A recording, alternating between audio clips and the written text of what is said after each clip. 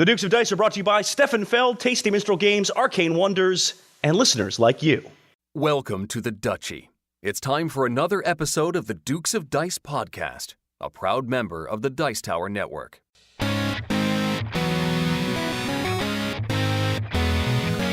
Coming to you from the Duchy in the Duke City, Albuquerque, New Mexico, and the Gateway City, St. Louis, Missouri, it's the Dukes of Dice, a podcast about board, card, and occasionally role-playing games. Today, it's Feldmas in the Duchy. The Dukes review Castles of Burgundy, the dice game.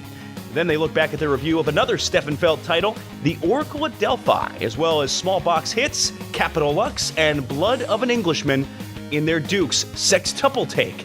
And now, the Dukes of Dice. Ho, ho, ho! Merry Feldmas, everyone. Welcome back to the podcast. This is Sean. And Alex.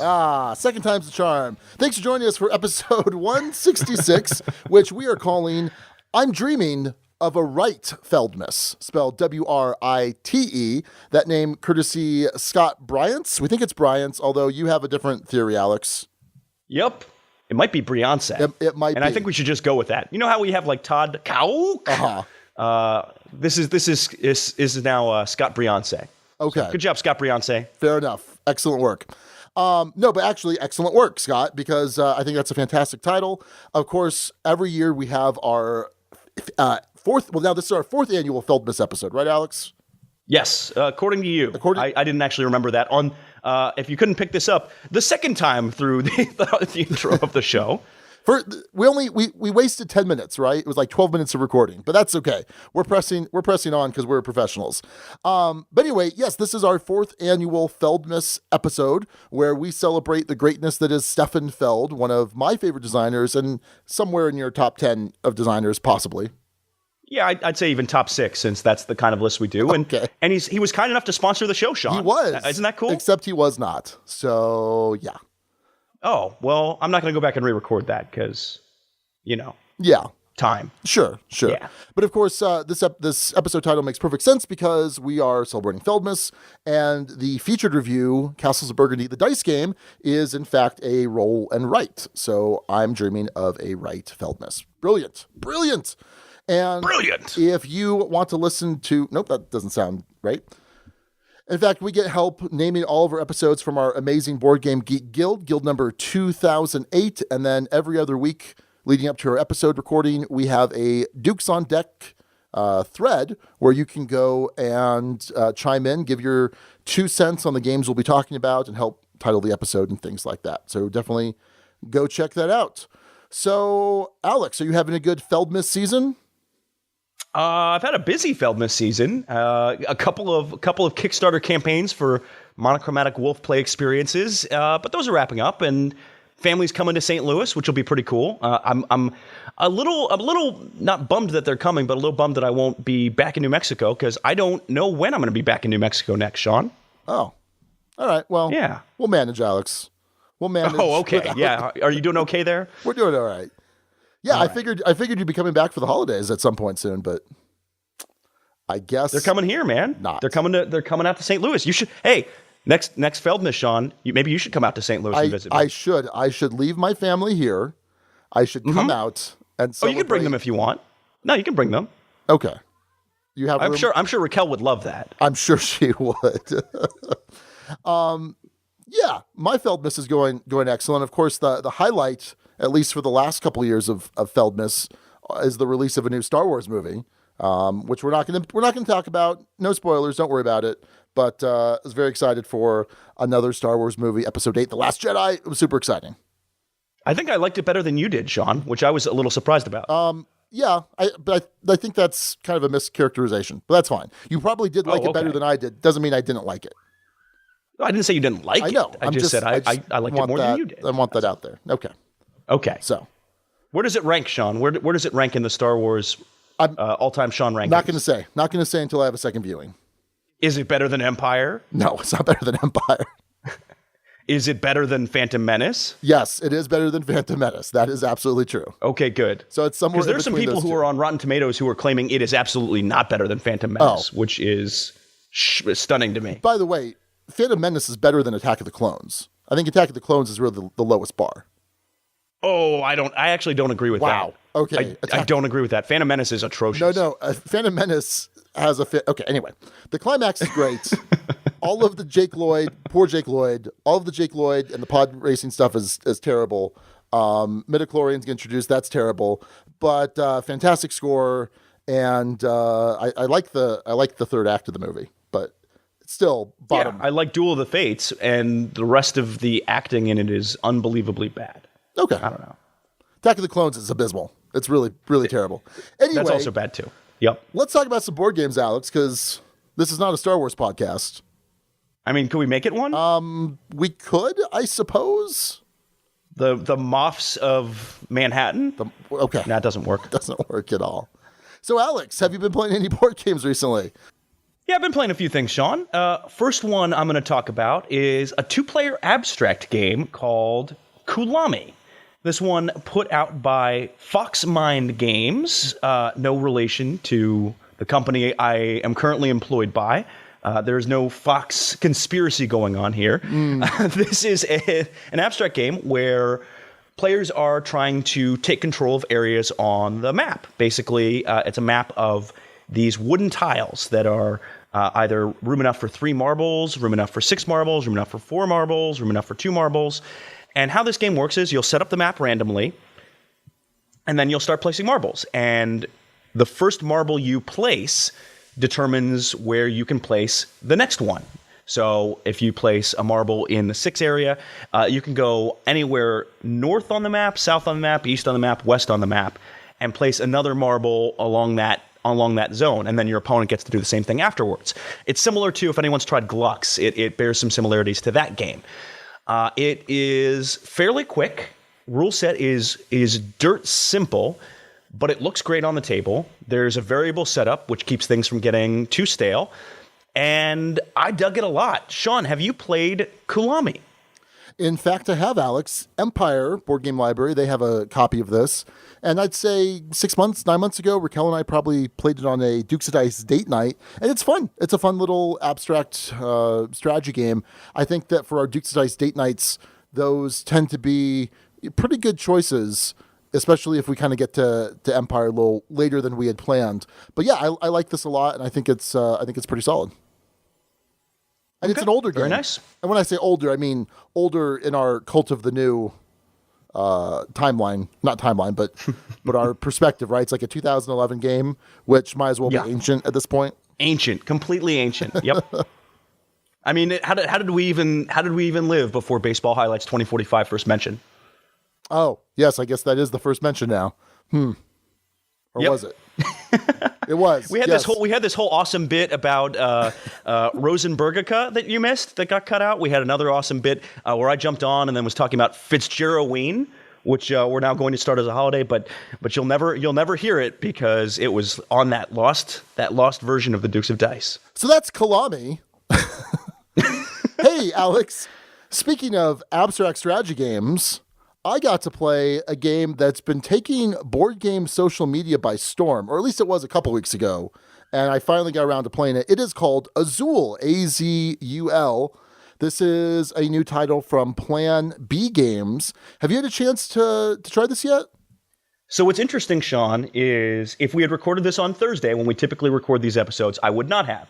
If we had recorded this yesterday morning, which is kind of the alternate recording time, I would not have. But yesterday afternoon, I played Azul for the first time. Oh, okay. 2-player game of Azul. Yeah. Very cool. So Azul plays 2. It also plays up to 4 players. And you are drafting these tiles, and there's these 5 different colors of tiles. And it has, it's kind of this Spanish or Portuguese, but really of Moorish design aesthetic, where it's those blue and white tiles, but there's also some yellow and red in there. And you are this Portuguese tile layer, and you're trying to create these patterns to please the king. that's the theme, but really, Yeah, I was like, are you really talking about theme with this game, yeah. Sean? Well, Come on now. I'm just throwing it out there. I mean, really, it's an abstract game, strategy. Would you agree? Yes, for sure. Okay. So everyone has their own player board, and on the player board there is a spots for these 5 different colored tiles, and it's a 5x5 grid, and so you're putting certain tiles in certain spots, and it creates this beautiful pattern. Now, you're not going to completely fill this up more than likely, but you're going to get some points if you're able to kind of clump tiles as you place them. You'll score some points for orthogonally adjacent tiles, and then some endgame points for every row that you create, a row of 5. Every vertical column that you create is worth, I think, 7 points. And then if you have all of a particular color, you're going to get some bonus points as well. And what's really cool, like I said, it's drafting. So depending on the number of players, you have these little, they're kind of like coasters, these little pools, and you're going to put 4 of these tiles randomly from the bag on each of them. And so in player order, you're going to choose from one of those coasters, for lack of a better word, and you're going to take all the tiles of one matching color and you're going to place them. The rest of the tiles go into the center of these circle of coasters. Now, on the left side of your player board, you have 5 columns that correspond to that kind of target area. There is, or did I say columns? I meant row. Anyway, so you have a row of 1 and then a row of 2 or 3, 4, and 5. And basically you're trying to fill those in all of one color. And then at the end of the round, if you've completed that row, it will slide into your little tile mosaic thing and score you your points. So you're drafting from those different coasters. At a certain point, you can choose to draft from the center, from all the tiles that have gone to the center. And depending on how long things are feeding into the center, that could be some pretty big plays. But the first player will also, the first player to draw from the center will also get the first player marker, which will then translate into some negative points, because basically if you ever have to draft tiles that you can't put down, they go into these negative spots at the bottom.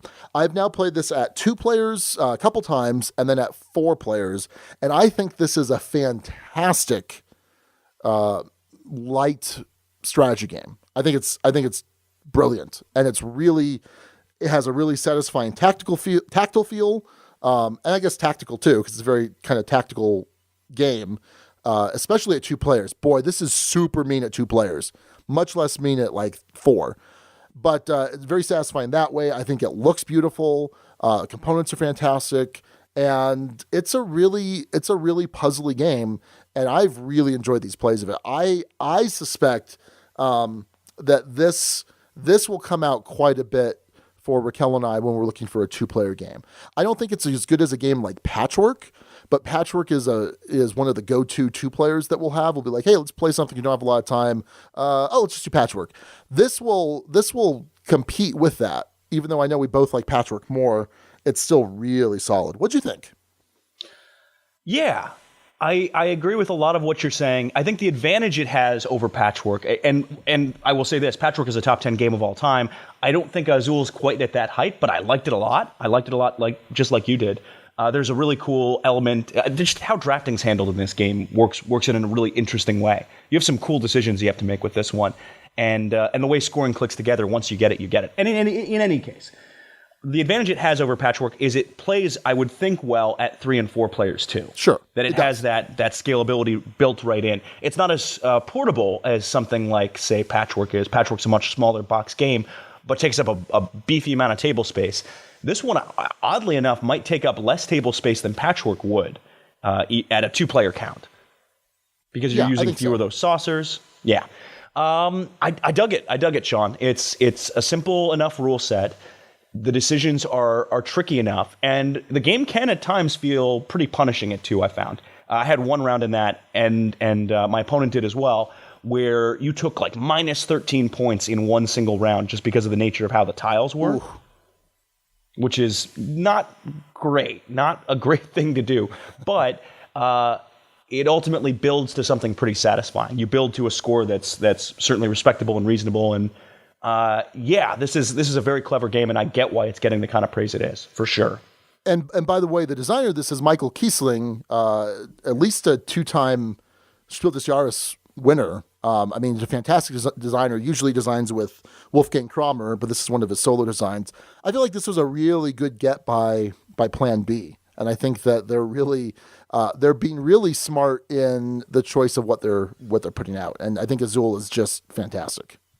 Yeah, the other one from Plan B is Century Spice Road or Century Golem Edition, whichever one folks end up picking up. But both of those are elegant, primarily abstract games. Century Spice Road, I guess, has a theme. Century Golem Edition, I guess, has a theme, but it has nothing to do with gameplay. You don't feel the theme in playing it. But they're both clever, elegant, pretty streamlined, and accessible. And I think that's a nice space to be in, and I think they're starting to make a good name for themselves there, for sure, with those two. Definitely. So that is Azul from Plan B. Excellent.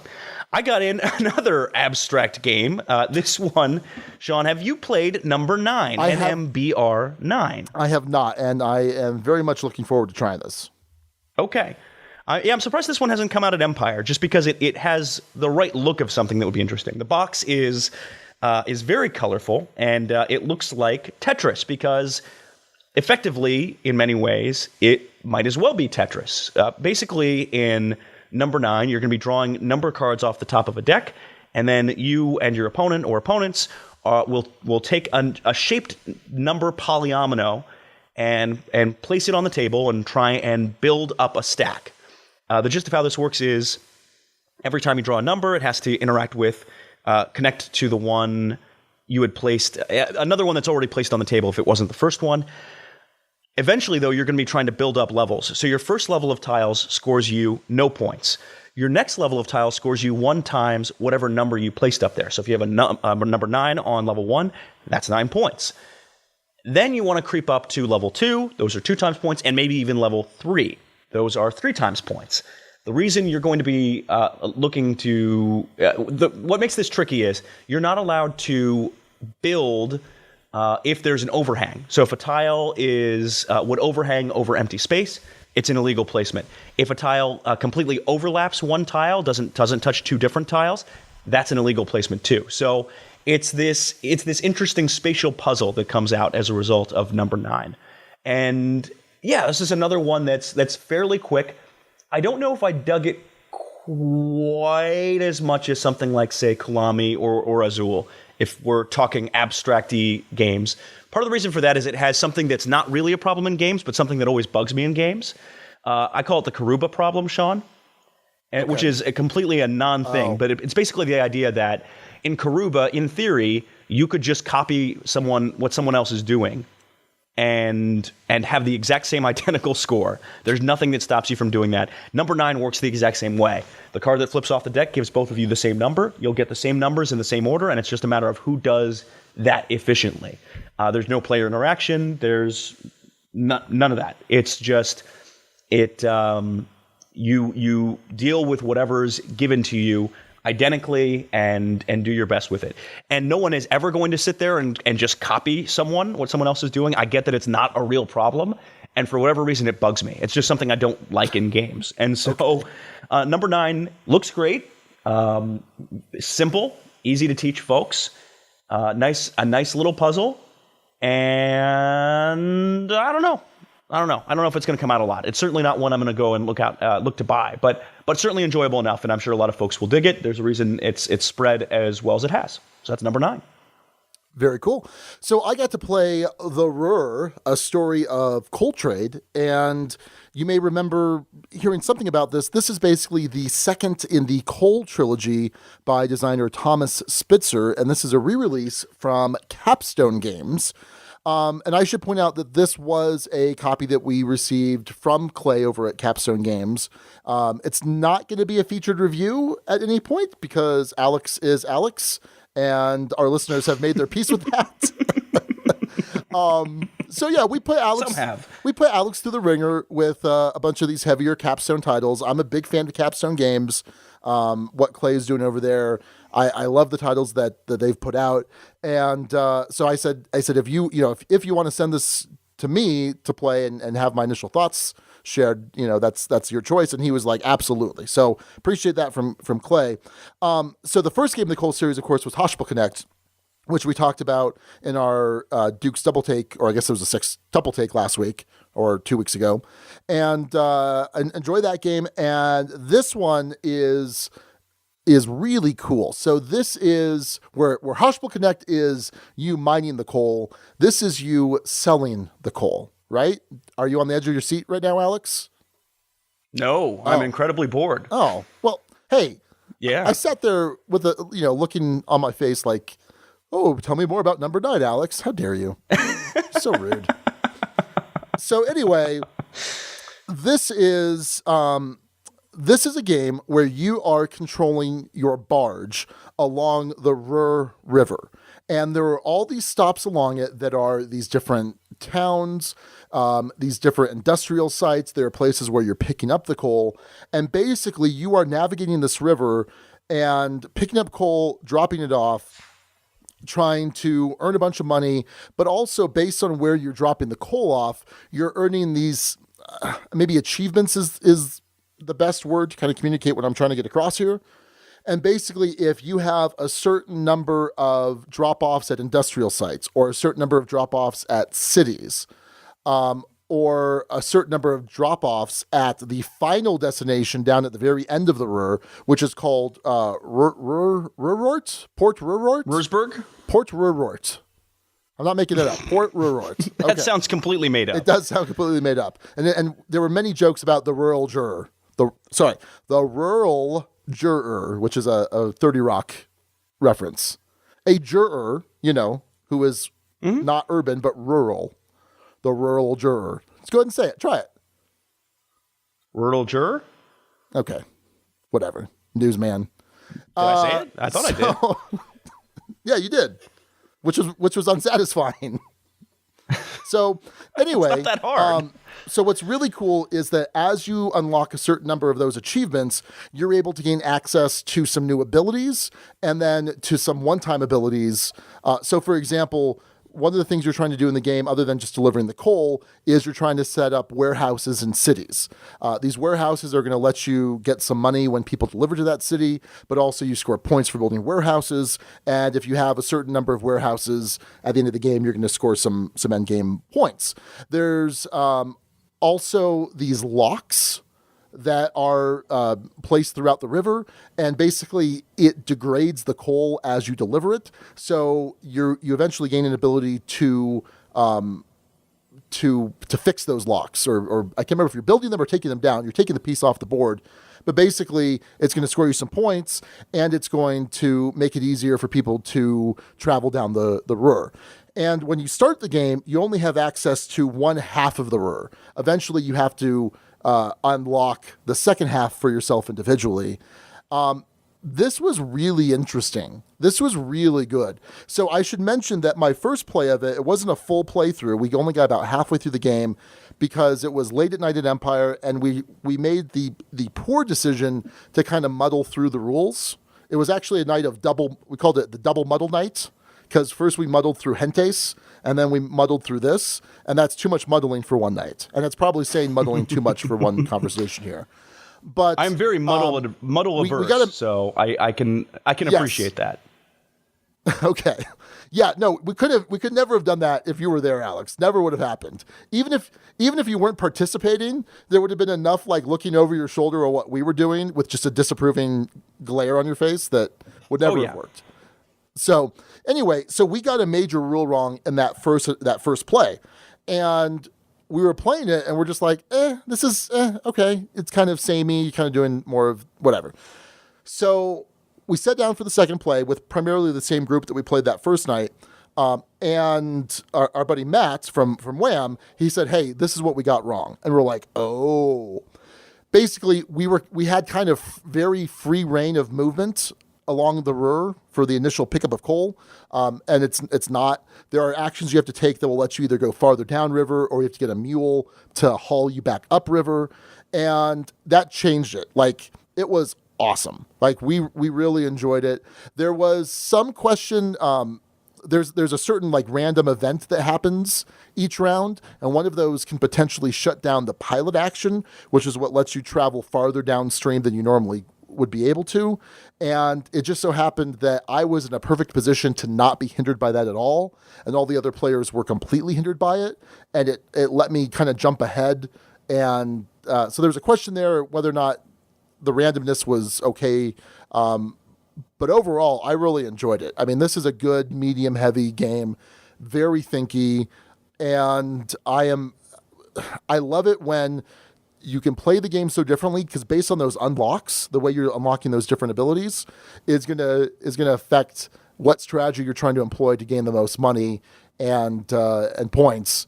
And it's solid. I think that if I could teach this to you now, knowing how to play well, I could probably do a pretty quick and thorough teach, I think that you would enjoy this. I don't think you'd be crazy about it. I think it would be your typical capstone review of, I could see why people would appreciate this, but it's not for me. Yep, that would be my typical capstone review. So just assume that that's probably what I think about this one too. Yeah, but I really like it. So definitely check out The Ruhr, a story of coal trade from Capstone Games. Very nice. Sean, I got in a play of something that I encountered and experienced in a major way back in August, but never actually played. I finally played it this time. The game I'm talking about is a game called Ex Libris. Sean, have you played Ex Libris? I have not, and it's how have you not? That's interesting. I would have thought Empire would have had that one. They do have it. It just hasn't come out. Oh, interesting. I think you're going to dig this one, Sean, when you give it a try. Well, here's the thing, Alex. Renegade really has a spotty record. You know what I mean? You can't guarantee on a game from Renegade being great. So here's the thing. Okay, it's a little tongue-in-cheek. I did find one piece of Renegade's past that they've tried to keep buried, Sean. Oh. I found some dirt. It's a game called Flip the Bird, which is basically Red 6 meets Uno. Okay. Not in a good way. It's not the precursor to Flip Ships? It's not the precursor to Flip Ships. Flip the ships? No, it's flip the bird. Okay. Where you flip the bird at your opponent. Anyway, I don't think it's listed on Renegade's website, and there's a good reason for that. But you are correct in your joking implication that they seem to print nothing but amazing board games. Yeah. Ex Libris being in that running, Sean. Ex Libris, for folks who don't know, is a game designed by Adam P. McIver. And for whatever reason, every time I say his name, I think of Holy Diver from Dio. Do you, Sean? Does that come up? Does that association come up for you? No, I don't. No? I don't. No? Nope. Adam P. McIver, you've been gone too long in the Libris Sea. Anyway. Moving on. Ex Libris is a game about libraries, fantasy libraries in a way, because you're taking on the role of these fantasy characters who are trying to manage a library, whether they be gnomes, golems, robots, witches, wizards. And it's basically a worker placement game where you are putting a worker out to these different spaces that come out and trying to acquire book cards to place into your library. You'll either get them to hand or they'll go straight into your library. The trick is you have to be building a library in complete alphabetical order. So the cards can be a certain amount wide. It has to be no more than 3 tall. But basically, when you place a card, you'll place it orthogonally adjacent to another card you've already added. And you want to make sure it's alphabetical, because otherwise it won't score for you at the end of the game. These cards themselves have certain symbols that will score in different ways at the end of the game. Your library has a certain specialty. You might specialize in, say, reference texts, or you might specialize in monster manuals and different things. But you'll get different points depending on what that specialty is. The action selection, the action spaces that are out each round change. So you'll place 1 for each player, and then the lowest of those becomes a new permanent location that you can always visit from then on. And so as the game goes on, there are more and more action spaces that you can place your workers at. And Sean, I really dug this. The production on this is gorgeous. Each of the individual characters, there are, I believe, 12 different characters with their own powers, has their own representative meeple, whether it be a robot meeple or one of the libraries is the gelatinous cube library, and it's literally a green cube, a green gelatinous transparent cube. And yeah, the production level on this is top notch. every individual card that you might add to your library, which may have 3 or 4 books on it, has a different name for that book.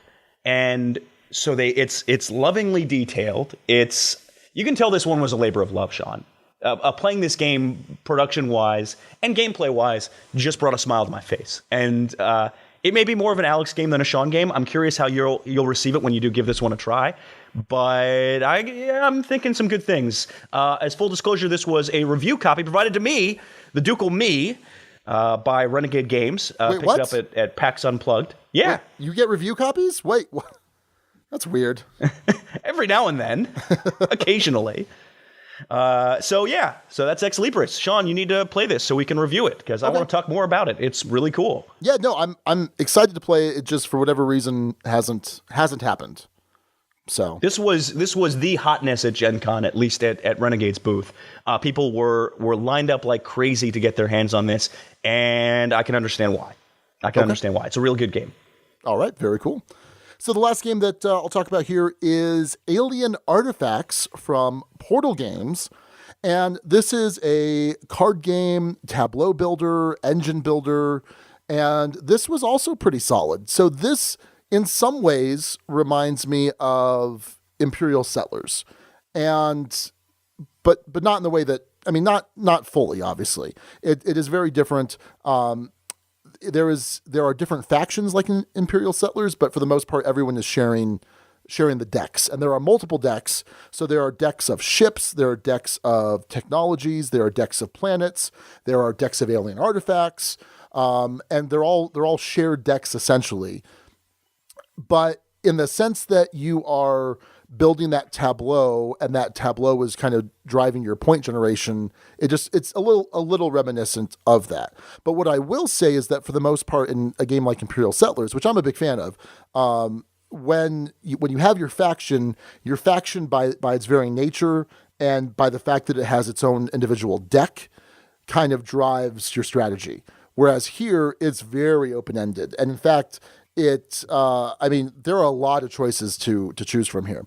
So what you have is your little player board, which has your empire.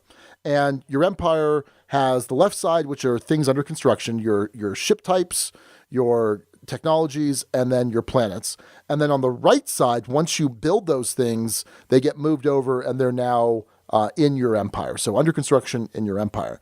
And in order to build these, you have to pay a certain cost based on what type it is. And you're doing that by playing cards from your hand. So you have these three resource cards a turn in your hand, and they have variable resources at the top and bottom. So it might say like 3 red resources on the top and 2 green on the bottom, and you choose how you play it. You can't use both of them for whatever, it's one or the other. And so it's an interesting resource hand management system that you have there. And as you have more of a certain type of card that's been built, that type becomes more expensive. So like, for example, the first planet I build is going to cost me 5 green resources. The second planet, it's going to cost me 6, and then 7, 8, so on. There are some ways to get discounts on the different types of cards, and eventually things are going to get so expensive that you can't just build them outright, because there is this thing called the assembly limit, which basically says you can only ever use 2 cards at a time to build these cards. So what I could do is I could take an action to basically tuck cards underneath. If, like, let's say I have a card that now has a 9 cost, I can't do that in 2 cards.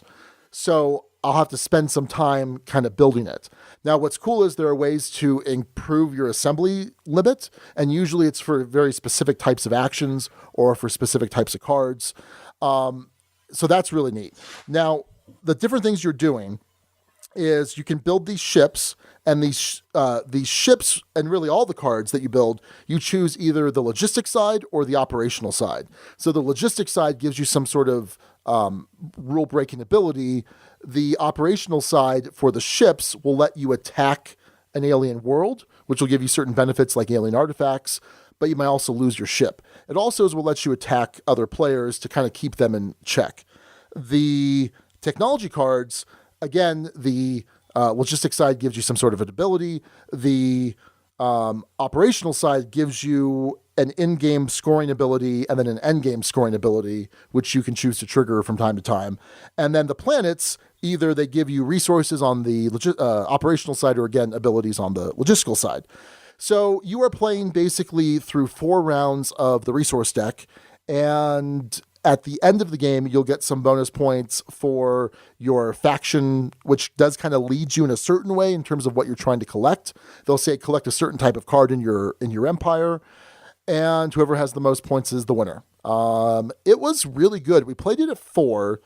I feel like 3 is the sweet spot. Our turns came back to us pretty quick because they're just, it's little incremental turns, right?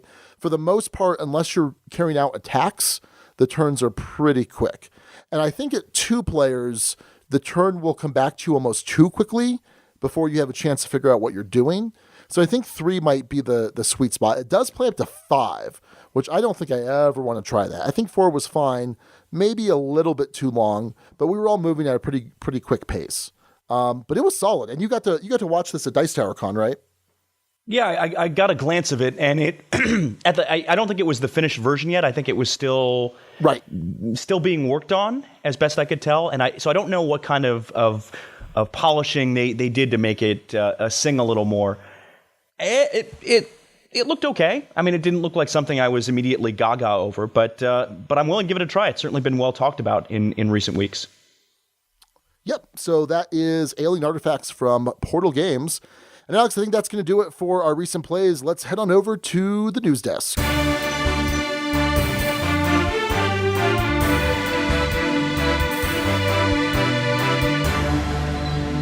All right, first up in news, something that, well, very nearly affected the Dukes, and then it didn't. If we'd been a weekly show, you would have certainly heard much, much more about this, Sean. Yeah. But we're not a weekly show, we're a bi-weekly show. So as a result, this whole drama played out in between our last episode dropping and this episode dropping. This was the Patreon drama, Sean, which affects a lot of board game podcasts. And basically what happened was Patreon decided it would be a great idea to basically take the fee that they would normally take out of the content creators' cut, or the content creators' part of the donations they receive from patrons. Take that and then add it on, basically pass that cost from the content creator onto the person making the pledge. Well, that in theory is a good idea, Sean.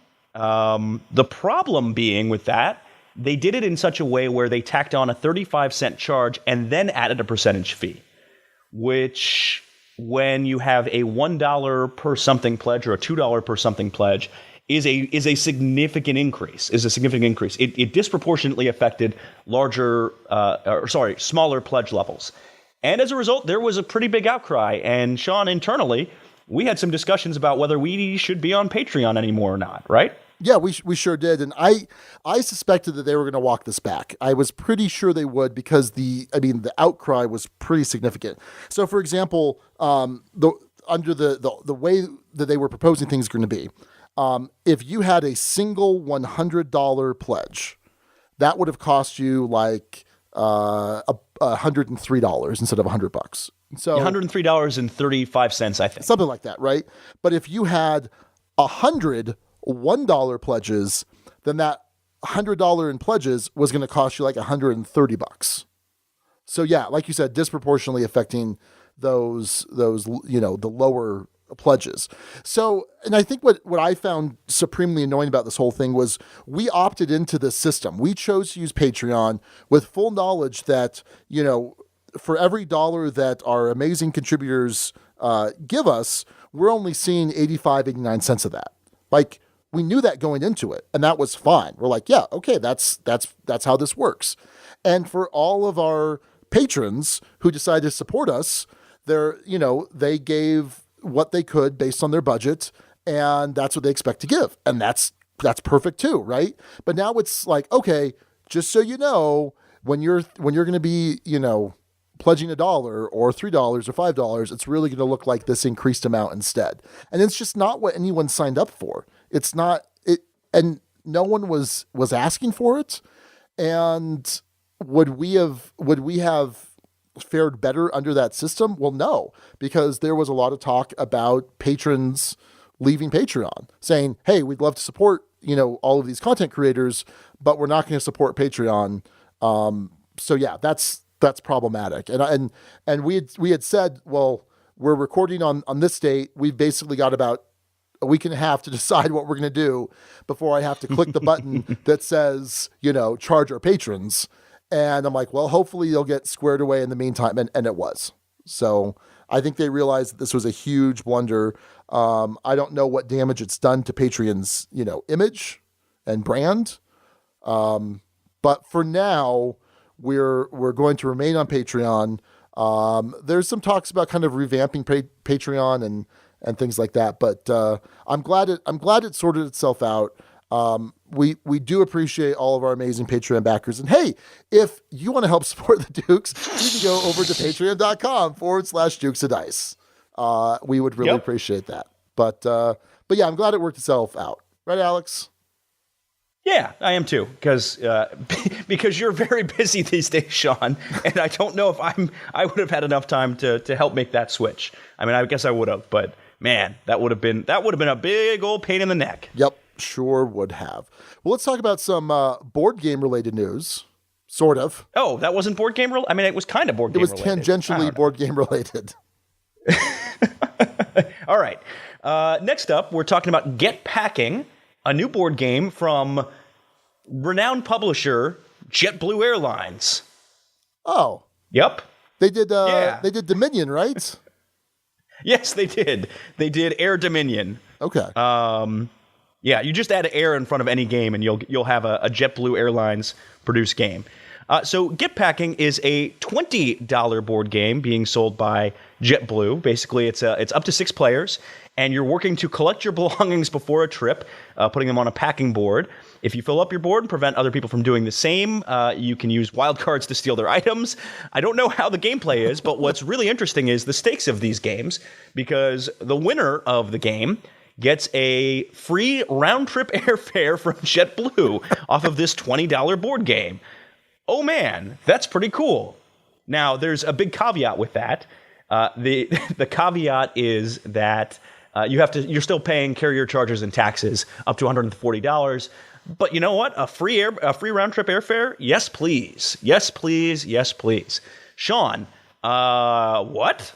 Yeah, this is kind of weird. I mean, really, when you get right down to it, this is some sort of marketing ploy. I mean, Alex, you're the marketing expert now. You're the marketing guy on the show. Yeah. So, I mean, this is some sort of marketing ploy. I mean, I don't think anyone's going out to buy this game to play it. I'm curious how many. Basically, they sold out, right? Oh yeah. So they sold out, and then they have another 200 copies available. I think they had initial 200 copies that they sold, I believe, through their website. They have an additional 200 copies, but they're not going to sell those copies. They're going to have a sweepstakes for a chance to win that game. Okay. 195 of them will go to those winners, and then the remaining 5 they're going to auction off for charity for Make-A-Wish Foundation. So 400 board games, Sean. Yeah. So, I mean, I'm wondering, I don't think anyone's taking this home and playing this. They're just opening it, filling out the certificate to redeem the airfare, and that's about it, right? I mean, yeah. Don't you think? So check this out. I went to BGG for it. Oh, Sean, how many ratings do you think this game has? On BGG. How many? Zero. Yeah. Who is the designer listed as? Nobody. Nope. Who's the artist listed as? Nobody. Who's the publisher listed as? Self-published. It is. Yep. So, yeah. I don't think this is... It is an interesting thing, right? And I will tell you, since I've taken a job in the industry, a few of my dad's friends have approached me. He's in the business coaching side of things, and have asked, hey, do you think we could turn our book into a board game? This coaching self-help book into a board game. And for whatever reason, I think it's just part of a thought process people have as a marketing technique, as a marketing tactic. Clearly for JetBlue, this was pretty popular. I don't know how the game is. It's probably not very good, Sean. Maybe it is. But, what if it's amazing? What if it's amazing? What if it's a Spiel winner? What if Get Packing is the best game that only 400 copies exist of? Oh, man. Yeah. This is going to be like the new Grail game for a bunch of people. Yeah, it could be. Get packing. Sean, I kind of feel the need, even if I don't get a free round trip certificate, to play this game and see if it's actually any good. Let's make this happen, right? Let's see. No, seriously. Let's see if we can get a copy of this game. Doesn't have to be, we don't need the certificate, right? Just see if we can track someone down who bought this. They got their certificate for a free round trip airfare, and now they're going to just throw the game away or don't care. Let's play this. Yeah, I just want to play this game. I'm curious as to how it plays, and also I want to be the first one to rate it on BGG. Okay, that's probably not going to happen though. You're going to make this happen? You're going to reach out to people? Well, here's the thing. Here's the thing, Sean. You can, if you want, to get into the sweepstakes for this to receive the game. That sweepstakes launches Monday at 3 p.m. Eastern and closes on Tuesday, the next day. So if you're listening to this episode the first day it's out, you can throw your name in the hat for this. And if a member of the Duchy gets this, please, by all means, use that round trip airfare as much as you'd like. I guess the one time, but that's how that works. But then send us the game, and we'll pay shipping. There's no issue there. We'll pay your cost. Oh. Okay. So that's weird. It sort of feels like Willy Wonka, Charlie and the Chocolate Factory, where everyone's trying to get their hands on a golden ticket. Yeah. And we're offering some sort of bounty for the golden ticket. Anyway. All right. So let's talk about some real board game news. See, that wasn't real board game news, Sean? Well, I thought that was real board game news. Right? We're kind of building up different levels of anyway. And I guess this is actually for a digital game, so we're giving you zero board game news this episode. Excellent. So a couple episodes ago, we had talked about how Fantasy Flight has a new, their Fantasy Flight Interactive, basically a new kind of subsidiary or digital design studio within Fantasy Flight Games, and basically they're tasked with, porting over the different board games into the digital realm.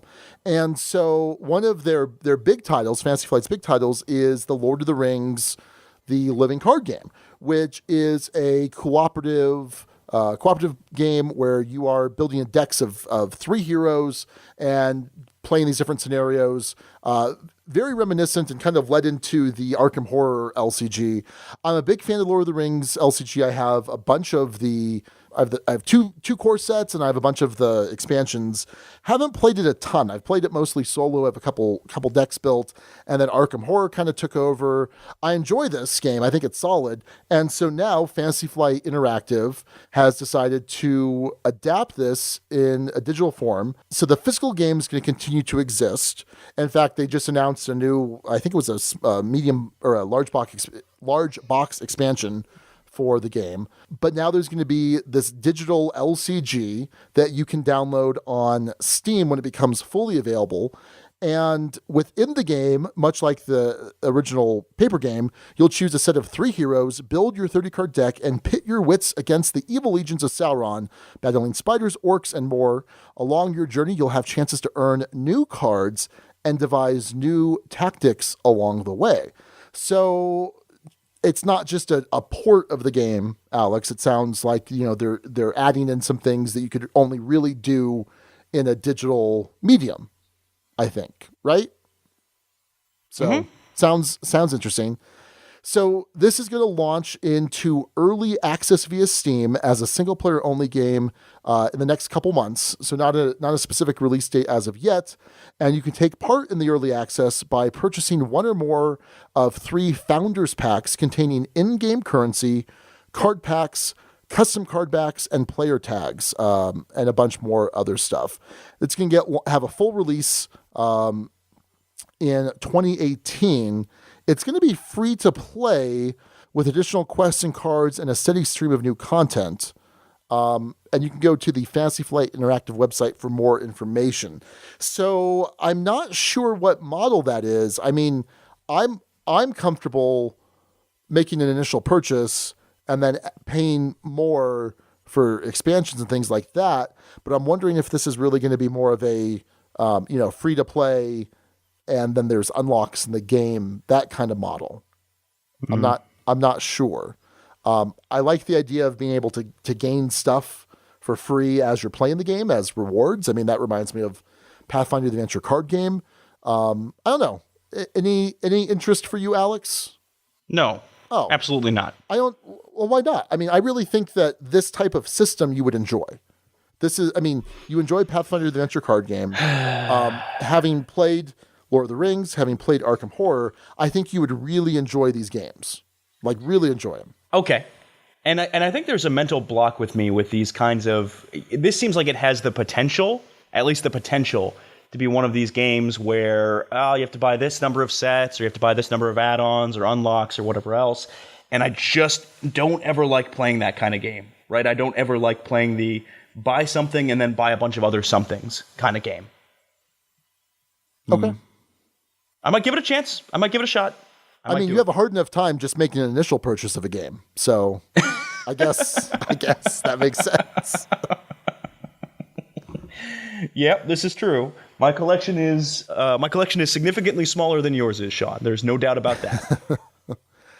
All right. Anyway. Well, that's take a look at Fantasy Flight and Fantasy Flight Interactive. If that's something you're interested in. It's definitely something I'm going to check out and maybe try and get early access. I could report back whatever I find out. I'm sure you will, Sean. I'm sure you will let the whole world know about your thoughts of this game. All right. That is a look at Lord of the Rings, the living card game on a digital app. And that is a look at the news.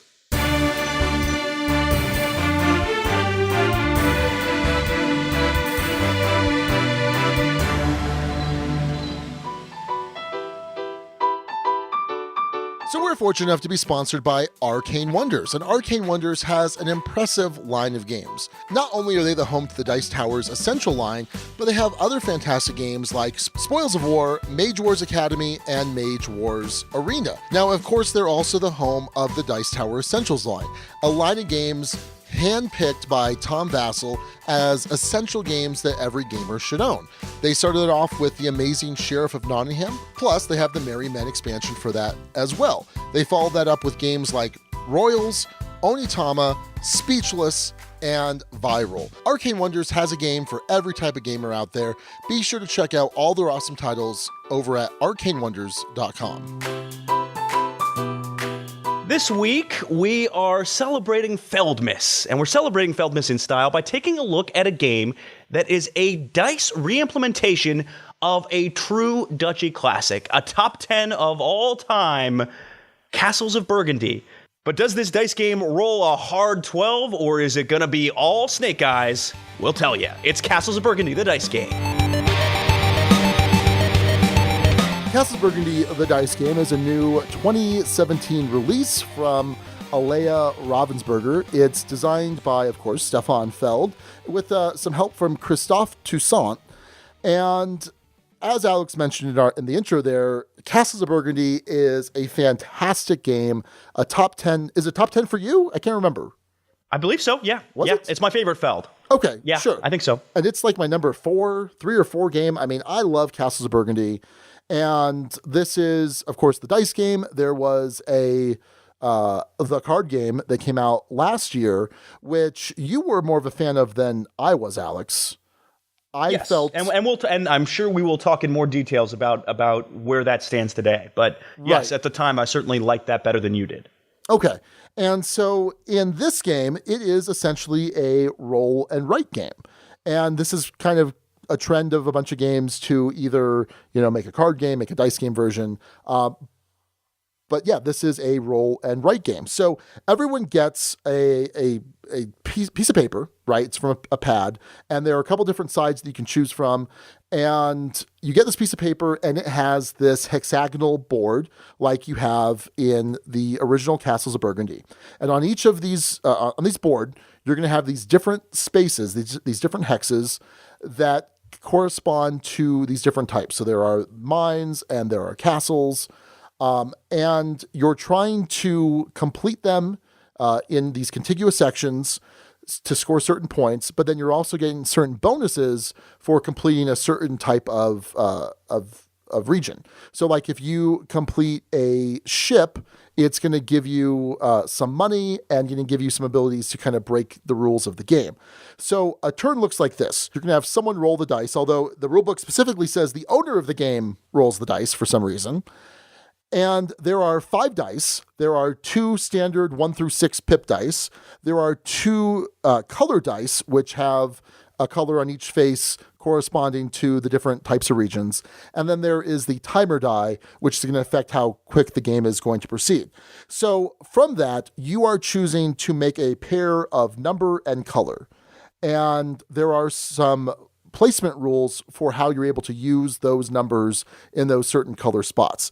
So initially, everyone will pick a castle as their starting location, and from there, you have to build out adjacent to spaces you've already kind of claimed.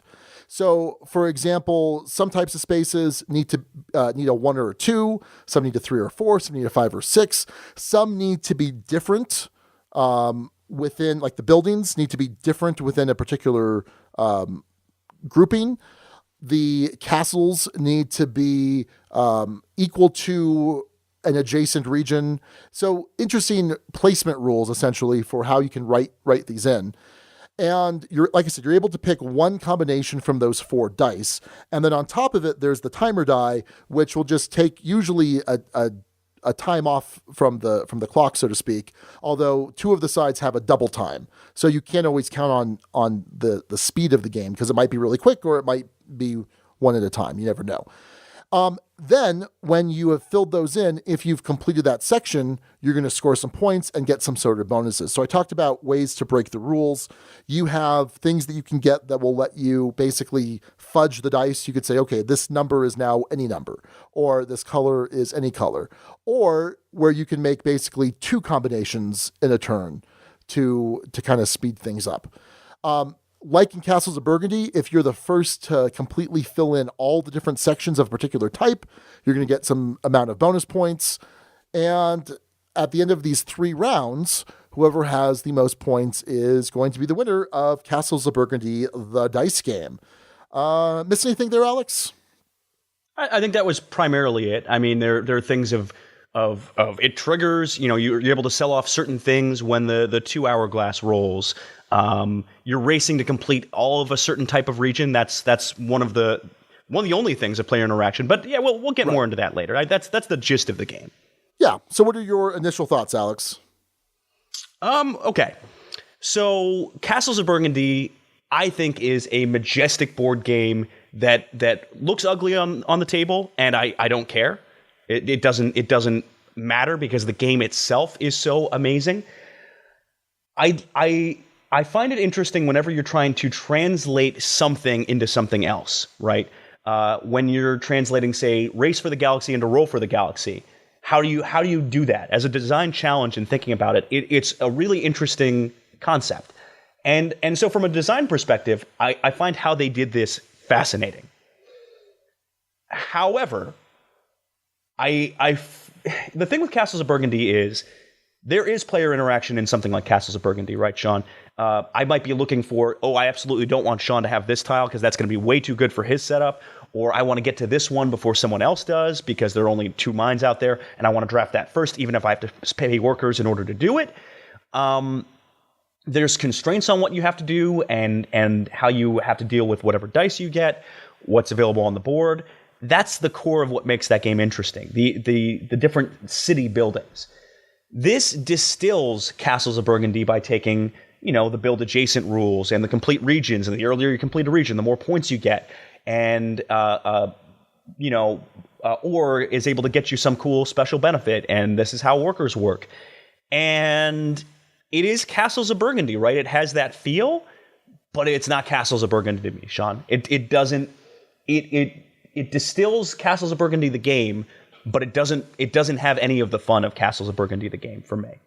Okay. I didn't enjoy this one. This one fell really flat for me. You did not enjoy it? I did not enjoy Castles of Burgundy dice, Sean. Did not enjoy it. So where are you in general on roll and writes? I like one roll and write very much, Sean. Jeez. Here's the thing. I like roll and writes if it's not this Karuba kind of thing where there's no interaction or very limited interaction. I like something where there's drafting or something where you use dice in different ways. And I'm trying to remember what's the one that Suzanne always breaks out. Quinto? Quinto is stellar. I like Quinto a lot. I think Quinto provides an interesting puzzle. Rolling America in general kind of fell flat. Oh, excuse me. Rolling America because it's multiplayer solitaire. Castles of Burgundy Dice feels like multiplayer solitaire. And it feels like the number of players you have in the game doesn't necessarily matter. You could play with 1 or you could play with 8. And it would feel essentially like the same game. The interaction that there is there sort of comes up incidentally. I don't know. I'm getting way ahead of myself in the review. But I do like a roll and write. Yeah, I can like a good roll and write. Okay. I'm not in love with roll and writes. I don't hate roll and writes. I'm somewhere in the middle. I like roll and writes in a lot of situations. And this one I didn't dig. Do you think that having the Castles of Burgundy name on it added to a sense of expectation for you? Maybe. It's certainly possible. I mean, if you're going to be within that IP, so to speak, or within that space, yeah, you'd better come to party. And maybe I was I don't know. Having seen how they implemented the card game, and we'll talk about this, the card game preserves Castles of Burgundy in many ways, and some would argue too much. It preserves too much of Castles of Burgundy in a card version. This, I think, takes too much of what makes Castles of Burgundy and extracts it out. I will say in general, I have found a lot of re-implementations of games tend to fall flat for me. Power Grid, the card game, fell flat for me. Oh, I love it. Broom Service, the card game, fell a little flat for me. So I don't know what it is. It's something where if I've already played another version of a game, some other implementation of it can certainly fall flat. And in the case of Castles of Burgundy Dice, on its own as a game, anyway, we'll talk about more about it. But I've talked long enough, Sean. What did you think about this one? Well, real quick. So would you say you're a classic Oreos kind of guy? Like you don't want to double stuff, or opposed to like what? there's like red velvet, and there's like there's all these different variants of Oreos. I couldn't tell you the last time I actually bought Oreos. I've had Oreos incidentally. Like if someone else brings Oreos, I'll have Oreos, but I'm not going out of my way to get an Oreo. I am in general okay with variants and twists and interesting flavors and variety. So is that the implication of that question? Would you say that your Oreo purchasing habits mirror your board game purchasing habits then? In that sometimes Oreos show up in my life, but right. Yes, I would say my Oreo purchasing habits very much mimic my board game purchasing habits. Where are we going with this, counselor? No, nowhere. I'll withdraw the line of question, Your Honor. So, okay, wow, okay, yeah. No, I like this game. I think it's really cool. It's a roll and write. I love roll and writes, and it has the flavor of Castles of Burgundy. It in no way, shape, or form captures the level of enjoyment, captures the strategy, and then the tactics, because there's both in Castles of Burgundy, the regular game. But I'm not necessarily expecting that from a distilled version that is essentially this dice and this roll and write game, right? I find it enjoyable for what it is. I find it fairly quick. I've played it solo. I enjoy it solo. And I guess, I don't know if it's a matter of differing expectations or whatnot. I would appreciate this game on its own, I think, were it not Castles of Burgundy. And I don't know. So I'm just curious what it is. I mean, obviously we have different tastes, and I'm just curious what it is that really kind of is putting us on different ends here. I think our scores are probably going to be closer than you might think, but I think perception-wise, I'm enjoying it more than you are, obviously. So I think the rulebook is pretty solid. What about you? Yeah, the game is not a hard game to learn, fundamentally. And I think it explains what it needs to explain pretty well.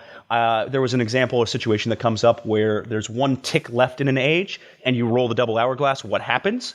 And it handles that pretty well and explains. No, you just tick off one box. Any case, anytime we had a rules issue or question, it was pretty well made clear. I was able to learn the game from the rulebook, not immediately, but it was the rulebook does a fine job. Yeah. Okay.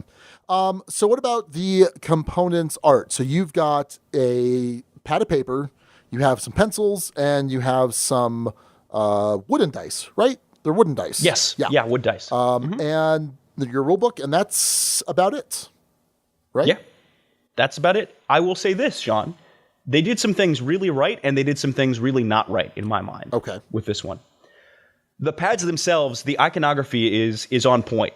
It explains on that board everything that each of those special things you can get well. It explains what an ore gets you. It explains what a commodity means. It explains how workers work and how the monastery, I don't know what you would call that resource, but monks maybe, or something. Yeah. Monk learnings. It explains what those are and how those work. I like that that's laid out very clearly on the board. You could almost learn the game from just looking at the board itself. It does even little things like you start in one of the duchies, and it gives you 1 point because it's trying to show you, even that one scores you something at the start of the game. So it makes some smart decisions on that front. So iconography-wise, no issues, and it's a cleaner game in some ways. There is one key mistake I think they made with this one, Sean, and I don't know if you'll agree. The background coloring on those sheets is too dark. Absolutely. Is too dark. The game comes with pencils. I think unless you're playing with pens, there's a loss of functionality to this game. When you're circling something in pencil, it's hard to tell whether something's been circled or not over the course of the game. And the way that they did the duchies, they don't make it in such a way where you can really see easily from a glance whether a duchy's been checked off or not. In fact, it's best viewed. Your own you can see quite clearly. If you glance at your opponents, it's going to be harder to tell what exactly they have going on. Yeah, no, I would agree with you 100% on that. And that also kind of one of my criticisms of the components. Normally, if it's a roll and write game that I really enjoy, I'm going to laminate some of the pages and throw some dry erase markers in, and you're good to go. Even if you're using the finest tip dry erase markers, you're not going to be able to write in these little tiny boxes with any legibility. Like it's not going to happen. Now, there are PDFs of some alternate maps you can download online. And what I'm probably going to do is eventually just do a high res scan of what comes in the box and just produce an 8.5 by 11 because there's no reason not to. And that means I'm kind of doing away with the packaging. I'm keeping the dice. But this is something that has a pretty low table presence. And you could very easily play this on an airplane, on your pull down tray, for example. So it's something that I'm enjoying well enough that I'm thinking about going to efforts to improve the play experience and improve the components, so to speak. Because you're right, the pencils are terrible. Almost every time I've played, I've pulled out a pen, and it makes it that much easier. It is too dark, and you're making the Castles of Burgundy game. So you say to yourself either, hey, let's keep the overall design aesthetic because that's what people know and expect, or let's revamp it and create something that doesn't quite look like Castles but's reminiscent of it, but looks updated and looks better. I get why they chose to take the former route. It's easier. It's probably less expensive. And I'm okay with that. I don't think I have an issue with that necessarily, that it still looks like regular Castles of Burgundy. Yeah, I don't have an issue with the look of the game other than it's just too dark on the backgrounds. Right. I think it looks fine on those sheets, and I think it's well laid out. And I think keeping it reminiscent of Castles of Burgundy is probably the right call for this game, at least from an expert branding and marketing perspective. I think that's the route you need to go. Yeah. Okay. Fair enough. So in terms of gameplay, I mean, there's really not a whole lot we can talk about here that's not going to be in some way comparing it to original or the card game. But overall, I think that there are enough interesting decisions that you're making in choosing how you're combining these 2-color dice and these 2-numbered dice into some combination. I think there are some turns where the choice is obvious. I mean, if you roll 2 1s, for example, and one of them is the purple is 1 and 2. The monks are 1 and 2. Then you're kind of like, well, I should probably take advantage of this if you're within adjacency to be able to do that. And I think that's definitely one of the strategies, is making sure that you always kind of have an open option, that you're kind of spread out in such a way that you're not limiting yourself with the dice. Because if there's nothing you can make, and if you have none of those abilities left over that lets you fudge the dice in some way, and you just waste a turn, that's not good. You're gonna be behind. But I felt like there was always interesting enough decisions to make here. It didn't have the tension that I feel in regular Castles of Burgundy. It didn't necessarily have moments where I'm feeling clever like in regular Castles of Burgundy, but I'm not necessarily expecting that in this kind of distilled down version. But I think you would probably have a different take on that. I would, because there's a couple things here. And as you mentioned, there are some turns where there are no decisions to be made, really, legitimately. It's what rolls up are 2 farms and 2 5s. And if you have an order to take advantage of that, great for you. If you don't, too bad. Or it might be a mine and 2 6s, and maybe you have a worker and maybe you don't. But the decisions aren't... There's enough turns in this, specifically early on in the game, where the decisions just aren't interesting. Like it's completely dependent on what the dice rolls. So...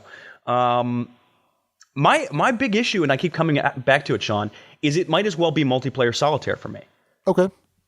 It might as well be. I mean, the only interaction you really have in the context of this game is whoever's first to complete all of a certain tile, all of their ocean tiles or city tiles or whatever else, will get a bonus for that. That's the interaction. And even then, it's not something I found myself keeping track of with other players in this. I didn't find myself looking like, ooh, are you 2 mines off? Where are you at? And normally I would be in a game like this where there's a race to some sort of, to fulfill some sort of objective. I didn't find myself doing that. And it just felt like kind of an isolated thing. You roll the dice and then see what happens and then play something. Everyone acts simultaneously. You go from there, do the next thing. It just... I didn't have any fun with it, Sean. I don't know how to describe it any other way than that. Maybe I'm not much of a solo gamer in general, right? But I don't know. The decisions didn't feel supremely interesting. It didn't have the moments of cleverness that makes Castles of Burgundy so rewarding. I place this to get this, so I'm set up to do this in a future turn. It doesn't have that, really. It has boy, I hope a city thing rolls up properly with the right number so I can place this and get more points for this, as opposed to, if I wait, I'll get less points for it. It just doesn't, it didn't flow. It didn't, I mean, I'm at a loss for words in a way. The interaction isn't there, the fun isn't there for me, and I didn't dig it. I don't know. Okay. Yeah. Well, it seems like we almost have different expectations for the type of play experience. I expected it to be fun, Sean, and it wasn't. Okay. All right. Well, no, I mean, I don't know. So just from what I'm hearing, it just seems like you're expecting this to be, well, okay, let me put it this way. Castles of Burgundy, the card game, in my mind, did a lot to recreate the board game. I mean, it feels very similar, just with the board removed. And to me, that was kind of a problem, because in my mind, here's a game that probably took up more table space than the actual board game, this card game did, right? And it played very similar to the board game, not just kind of distilling things down.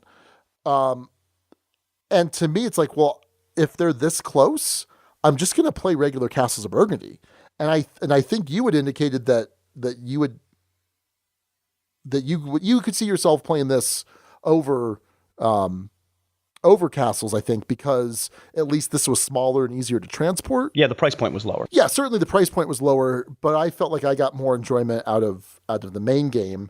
And I don't know, maybe we're just kind of reversing roles here for the card game and the dice game. But I like how distilled down it is. I like how it gives me that little flavor of Castles. It's never going to replace Castles, but I'm not going to play Castles on an airplane, with Raquel, and I'm certainly not going to play the card game on an airplane, but I can very easily play the dice game on an airplane.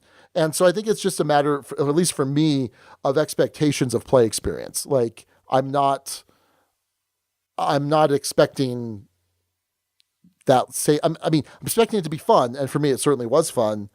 but I'm not expecting a similar play experience, I guess, even though it has the castle's name on it. Here's the thing. If they made this one change or something like it, I could see it working well. And this is on the fly. This is me thinking out loud, so to speak. So don't expect this to be the end-all, be-all fix. But let's say, Sean, the game came with more dice, way more dice. And you're drafting dice. Enough to where you did, exactly. You rolled twice the number of players in both dice, or some amount more than the number of players, maybe 5 each of the colored ones and 5 each of the number ones. And then you take turns drafting those dice. That adds some flair of interactivity, and this key component of Castles of Burgundy to me is I want to grab this before you do. And if I can grab this before you do, I can then place it on my board later. I'm managing stuff. I'm managing space back here. I want to grab this pair before you do. If there's enough options, hopefully folks won't get too messed up by that. But it adds interactivity. It adds something to it that it doesn't have right now, Sean. And I could see myself enjoying it a lot more if that was the fix or the change in this game. The fact that it's you roll once and everyone kind of picks the same thing takes away that desire, that urgency, that, ooh, I'm going to get to this one before you do because I know you're close to finishing your mines and I want to make sure you can't. Without that element, you lose too much of what makes Castles special to me. Okay. And you take out the fun. It becomes a multiplayer solitaire exercise. Like I mentioned, it doesn't feel like the player count matters with this game, Sean. It feels like it's the same game at every player count. And I don't definitely agree with that. Yeah, I definitely agree that the player count really doesn't matter. And you know what? You're probably right. It probably could be a more enjoyable game if you were drafting those dice. I think you're right that a big element of Castles is beating someone to those game elements. I think you're right. I think it would be a better game if that were the case. And so maybe it's just the wasted potential there or something else, but as is, I have to judge the game by where it is. And my expectations, maybe the expectation is too high, but I wasn't necessarily looking for a one-to-one implementation, Sean.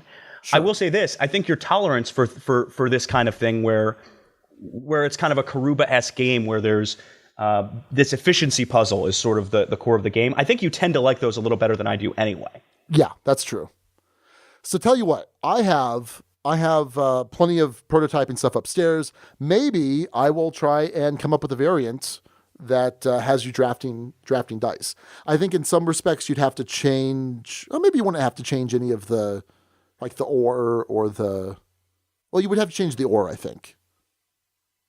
Yeah, you'd probably have to change some. Yeah, absolutely. Because there's some elements of this that probably have to be completely changed as a result of this. Maybe with the ore, every turn there's a special ore dice that's off to the side that only someone with ore can. I don't know. It seems like you're adding a ton of dice there, and maybe overcomplicating it. I don't know, but something's got to be done to get this where I'd want it to be, because this just isn't in my mind.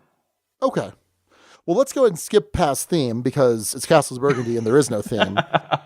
And let's just head into our final thoughts, Alex. So you go first, because I think you've kind of hinted where this is going to be more than I have. So what do you think?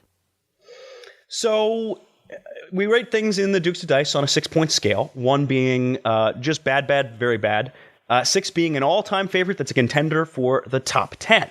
And each of these scores tends to correspond to some element of how much you're likely to play it. A 1 is burn this game. 2 is don't burn this game, but I don't want to ever play it again. And 3 is I could see the merit of this. I'd play it again if someone suggested it. It's kind of forgettable to me. And I think at the start of this review, or over the course of the week, I was thinking this would be more of a 3. Game's okay, not exciting, we'll play in the right situation. I don't care if it's in my collection. In fact, Sean, I don't care so much to the point that my buddy Josh here in St. Louis is now the proud owner of Castles of Burgundy, the dice game. Okay. So it was... I don't get many review copies, Sean, and this wasn't a review copy, but my collection immediately got 1 game smaller after playing this enough for the review. So... But you know what? In talking about it more, it's not that I wouldn't play it again, Sean. But I think the better fitting one for this situation is game has some merit but has significant issues. I'm unleashing the 2 on this thing. I think it's a wasted opportunity. I think the graphic design issue holds the game back. And while I appreciate what they tried to do with this, it doesn't work and it's not fun. And I think, I guess a 1 would be in that range too. But I don't think it's quite that bad. Game has some merit, but has significant issues. I'm unleashing the 2. It's a 2. Okay, fair enough. Yeah, I'm going to give it a 4. A good game, worth playing, just not all the time, belongs in the Duchy. I enjoy this. If given the choice, right? If I have time to play full castles, I'm going to play Castles of Burgundy. I'm not going to play the dice game. But this is something that can go in one of my con bags. This is something that is a pretty quick filler. Doesn't take up a lot of table space. I think it's solid. I don't think it's mind blowing. I think I definitely have some more to think about with your suggestion of if there were drafting, it would be better. And I think you're right. I think it probably would be. I still enjoy it for what it is so much. I mean, like I said, I'm going to make the efforts to improve on the quality of the maps. So that means I certainly like it well enough to go to that effort. So yeah, it's a 4. Good game, worth playing just all the time, belongs in the Duchy. So that's going to do it for our review of Castles of Burgundy, the dice game. A 2 from Alex, who #unleash the 2, and a 4 from Sean. You are listening to the Dukes of Dice, proud members of the Dice Tower Network. For other great shows in the network, check out dicetowernetwork.com. Back to Alex and Sean for this week's Dukes Double-Take. All right, this week, folks, we are doing a Dukes Sextuple-Take. And of course, it's Feldmas, Sean. So we're looking back at a Feld title. We kind of rearranged the Sextuple-Take order to make this happen. We're looking back at Oracle at Delphi. And Sean, at the time, you gave this one a 5. You really enjoyed this. This is, as mentioned during the course of that review, an unusual Feld. It has point salad elements, but it's at its core a race game. It is a race game. I would disagree. I mean, there are no points. Oh, yeah. Well, so by it has point salad-y stuff, I think what I really meant to say was it's a Feld game, and it feels kind of like a Feld game, but it's a race game. Yeah. Sean, you dug this. You actually, on repeated plays, really solid on this. You gave this one a 5. At the time, I had only played it once because of reasons, because I'm me. And I gave it no score, but said it would probably be between a 2 and a 3. Full disclosure, I haven't played this one since. Sean, have you played this one since? I have. I've played it a couple times. And I played it once 2 players since and once 3 players since the review. I still enjoy this quite a bit. This is a Feld game. It feels like a Feld game, and then it doesn't feel like a Feld game because it's not a point salad. It has that race element. But the main mechanic of rolling your dice and kind of manipulating those dice is very reminiscent of Castles of Burgundy. And there's just a lot of cool stuff here. The variable board, the different crew members that you can get, and the different ship upgrades that you can get, which really let you kind of tailor your play experience differently. So I'm sticking with my 5. A great game will rarely turn down a play of it. I think it is a fantastic Feld. And if I remember correctly, I think the reason that it was the one play for you is because you were just so miserable during that first playthrough of it. Yeah, and it's possible I need to give this one another chance. But for me, there was an element of luck to it that didn't work for me in the context of that game. If I'm recalling my review correctly, there was an element of luck that just had it fall flat. So maybe I need to give it another chance. I certainly like Feld games enough to give this one another chance. So I keep a no score on this. I didn't play it enough to give it a review, and I haven't played it enough since to give it a review. But luckily, the guild had some thoughts on this one, Sean. Yeah, sure did. BJ said, I enjoyed my one and only play, but found it and Wasteland Delivery Express Service to be similar enough that I would probably pick just one for my collection if I owned both. And I like the theming better in Wasteland Express Delivery Service than Oracle. Oracle is not a bad game, but I'd much rather play Wasteland Express Delivery Service or even Castles or Aquasphere instead. All right, BJ, you pulled it off. I don't know if you were doing this intentionally, but you were able to sneak one by Sean because it's Wasteland Delivery Express Service. But because you had the acronym as WEDS, or I don't know which one it actually is, but you had him read it both different ways. So good job, BJ. You threw him off. Wasteland Delivery Express Service. No, it is actually the acronym. It's Wasteland Express Delivery Service. I just looked it up. So well, dang it. Yep. Okay. Yep. Well, I mean, either way, he got you. So good job, BJ. This was you got exciting. him. Yes. You got him. Weeding Han, our buddy from Singapore, says, Oracles at Delphi was okay for me, but using Greek mythology, which I love as the pasted-on theme, to the point of post-it, added some disappointment. The use of dice is interesting, as is most dice felds, but there were some issues with colors that I had difficulties distinguishing at times. So, kind of a meh from Weeding. Oh, yeah, the color issue... By the way, it was green the red and the pink were very, very close, and that was pretty annoying. Should mention real quick that this is a Tasty Minstrel production, and we did receive a review copy of it just for full disclosure. Dukel-wee. Yes. All right, that'll do it for Oracle at Delphi. Next up, episode 121, Lux Goose, where we had a double feature that episode. Sean, we start off with Blood of an Englishman. I gave this one a 5. I said a simple rule set, good amount of depth, and it was an easy teach. Really dug it. And Sean, you gave this one the dreaded filler 5. No, it's a filler 5. It's not dreaded. It's fine. I'm just kind of giving it's dreaded for me. Okay, well, I'm giving it some context, right? No, this is a really solid card game. It's 2-player. It's asymmetric. You have one player that's Jack from Jack and the Beanstalk, the other player that's the Giant, and you have these columns of cards, and the Giant is trying to arrange them in a certain way. Jack is trying to grab certain cards, basically ascending the Beanstalk to steal these various treasure items from the Giant.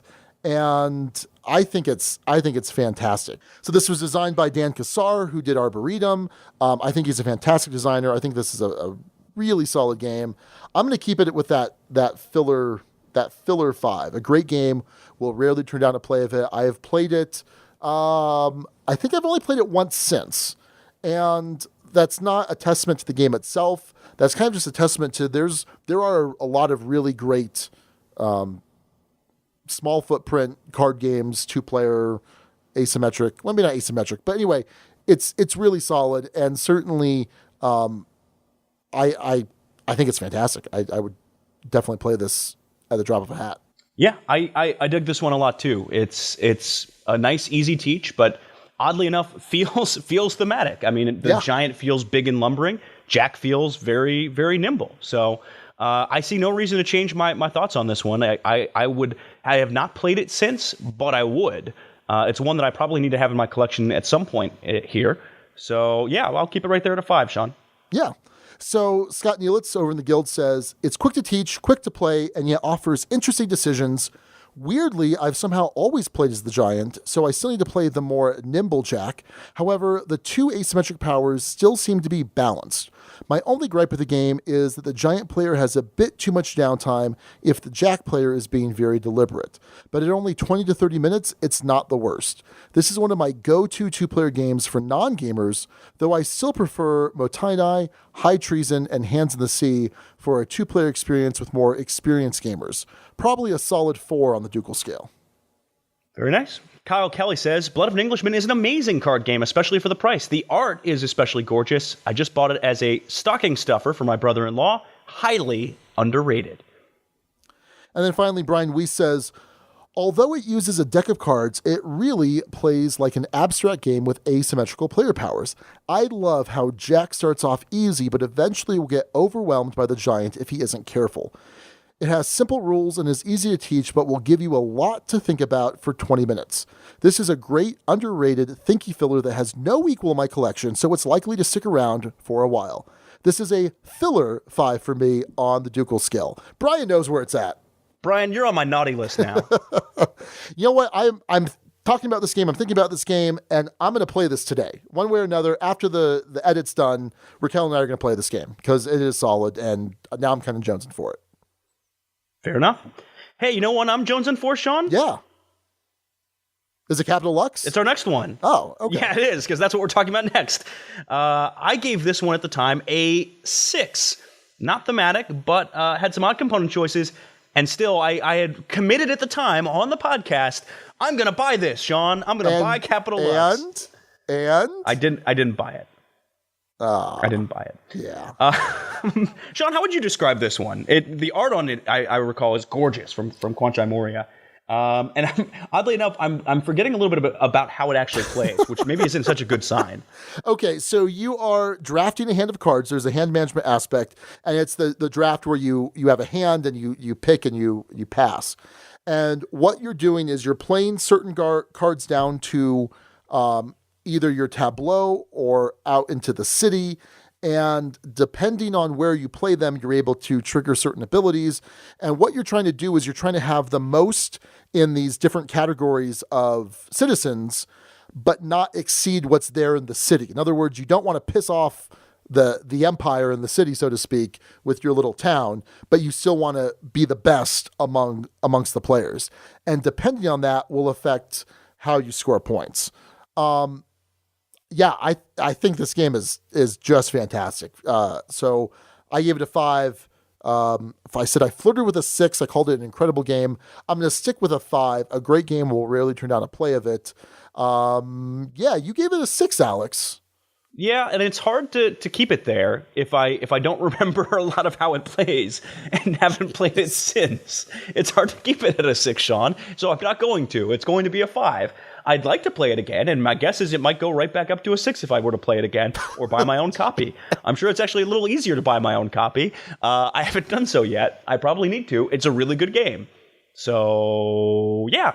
And in fact, it made it on both of our top 10 lists for 2016 games. Yeah. If I remember correctly. It's a really good game. Yeah. So. No, I think it's really solid. I have not played it since we reviewed it. And again, that's not a fault of the game. But I mean, I have really fond memories of this game, and maybe I'll stick it in my bag for Empire this Wednesday because I'm happy to play it, and it got a pretty good reception for those of us that played it over there. So fair enough.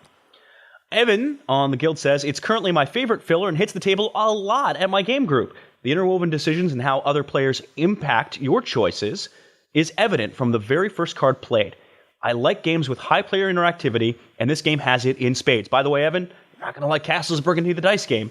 There's nothing more satisfying than playing a card that will end up busting someone when they didn't see it coming because you have inside information that they don't have due to the modifier cards. Oh, yeah, I'm remembering this now. This game's really good. Yeah. The art by Quanchai Moria is fantastic, and the rules are simple, but the gameplay is deep. There's nothing revolutionary in the design, but the game just works. Man, I need to buy a copy. I might go on Amazon. Is it on Amazon? I don't know. We'll find out. Anyway, I'm committing on this episode, Sean, that I will buy a copy of Capital Lux. All right. Well, let's make a note to check back a year from now. Okay, great. See if it happens. Yeah. I mean, knowing me, probably not. But probably not. All right. Well, that's going to do it for our Dukes Sextuple-Take. Lots of games there. And lots of solid games there, unless it's Oracle of Delphi, and if you're Alex, then not so much. But for Sean, lots of solid games there. Yeah. Essen 2017 has come and gone. And at the show, TMG debuted 3 new games, and there's an expected release pretty soon here. So you can check out Pioneer Days, which is a dice drafting game taking place on the Oregon Trail. While you pursue your strategy, you must be prepared for impending disasters such as storms, disease, raids, and famine. You can also check out Exodus Fleet. Now, Exodus Fleet features resource management and tableau building mechanisms along with a highly interactive system of role selection and bidding in which players compete to hire miners, spaceship builders, and other groups to piece together their own fleet to escape a dying Earth. Just building the ships and filling them with refugees will score you points, but making sure your ships work together may give you the advantage that you need. Finally, you could check out Harvest, which is a new game designed by Trey Chambers, who designed Argent the Consortium. This is a game where you are minding the fields of Gull's Bottom. You'll plant and fertilize your seeds, tend your crops, and utilize the various buildings at your disposal. You'll need to work smarter, not harder, as harvest season is coming to an end. Who will have the best harvest this year? Will it be you? Well, will it? So anyway, those are some great new titles coming out from TMG, and you can check out those and all their other awesome titles at playtmg.com.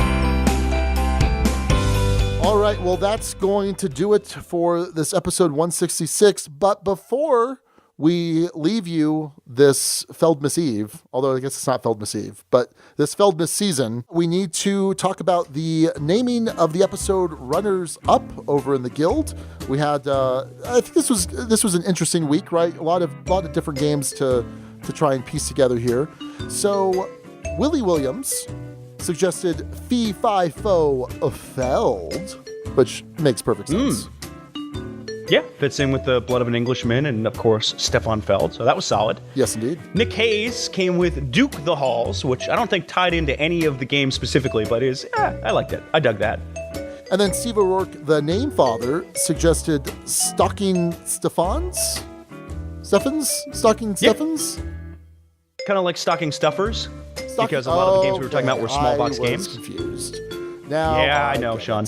You weren't picking up what people were laying down so much on the names this week. Apparently not. No. Yeah. Oh well. But yeah, that was a solid one from the name father, who I don't know. I haven't counted the number of top 6 appearances he's made, but probably quite a few, and obviously leads in the naming. And it's my arch nemesis and rival. Anyway, Jimmy Miro came with Jigglefeld Box, which Sean also misread when we were going through this before. Yeah, because you're jiggling the box. But then it's also kind of like Jingle Bell Rock, I think? Right. Yes. I don't know. Come on, Sean. I'm usually the one who doesn't get stuff. Maybe it is Jinglefeld Box. I don't know. Let me look on the Guild. I don't think so. Well, I thought I copied it. I copied pasted. Your copy paste skills are wanting, Alex. What can I say? Well, you can blame my Mac for that, I guess. I don't know. It's a poor craftsman who blames his tools.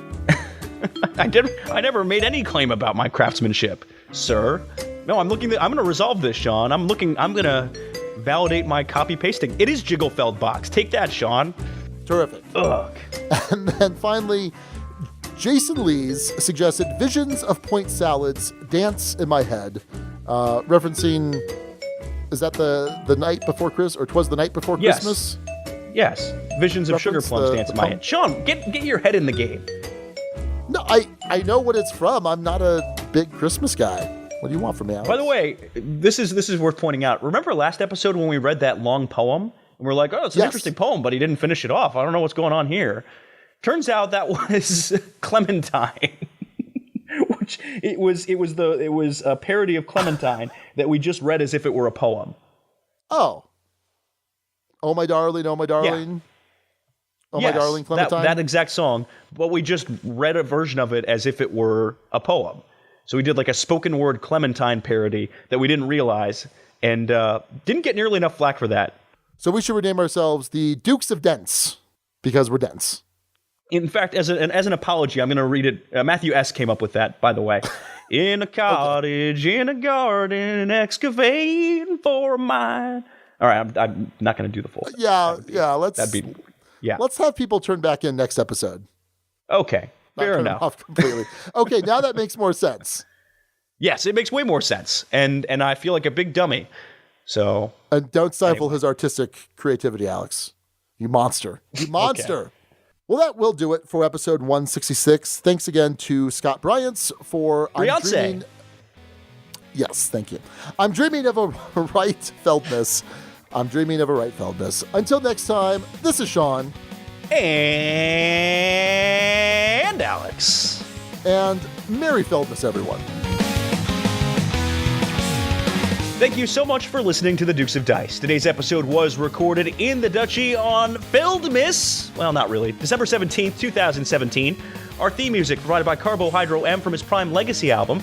The Dukes of Dice are a proud member of the Dice Tower Network. For other great board gaming podcasts, check out DicetowerNetwork.com. And for all the latest in the Duchy, go to DukesOfDice.com. Find us on Twitter at Dukes of Dice. Join in conversations on our Board Game Geek Guild. Find us on Facebook and subscribe to our YouTube channel. Thanks to our sponsors, Tasty Minstrel Games and Arcane Wonders. You can check out all their awesome titles at PlayTMG.com and ArcaneWonders.com.